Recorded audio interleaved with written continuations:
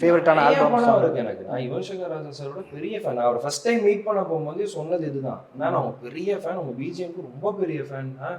நீங்க எனக்கு இப்போ என் படத்துல எனக்கு ஒர்க் பண்றது எனக்கு ரொம்ப நான் பெருமையா நினைக்கிறேன். இதைதான் நான் அவர்கிட்ட நான் டைரக்டாவும் சொன்னது. ப்ளஸ் எனக்கு இன்னொன்று என்ன எனக்கு ரொம்ப க்ளோஸ் டு ஹார்ட்னா, நான் 3 பேரோடையும் ஒர்க் பண்ணிட்டேன். இளையராஜா சாரோடையும் ஒர்க் பண்ணிட்டேன், கார்த்திக் ராஜா சாரோடையும் ஒர்க் பண்ணிட்டேன், இப்போ யுவன் சங்கர் ராஜா சாரோடையும் ஒர்க் பண்ணிட்டேன். எனக்கு தெரிஞ்சு நான் மட்டும்தான் அதை பண்ணியிருக்கேன்னு நினைக்கிறேன், வேற யாரும் பண்ணலன்னு நினைக்கிறேன். பட் அது தெரிஞ்சோ தெரியாமலோ கரெக்டாக அமைஞ்சது. இதுக்கு நான் யுவன் சங்கர் ராஜா சார் வருவாருன்னு நான் எதிர்பார்க்கவே இல்லை. படைத்தலைவனுக்கு நாங்கள் ஷூட்லாம் போயிட்டோம், முடிய போகிற டைமில் யார் மியூசிக்னு கேட்கும்போது இளையராஜா சாரை கேட்கவான்னாரு. கேளுங்க, ஓகேனா ஓகே, அவர் ஆக்சுவலாக அக்செப்ட் பண்ணார். பட் ஃபஸ்ட்டு ப்ராஜெக்ட் மட்டும்தான் அப்பா வந்து நான் இந்த படத்துக்கு கார்த்திக் ராஜா தான் போடுவேன்னாரு. ஸோ அதனால அது மட்டும் கன்ஃபார்ம்டாக இருந்துச்சு. இந்த 2 அது இயற்கையாக நடந்தது. So I'm very happy for it.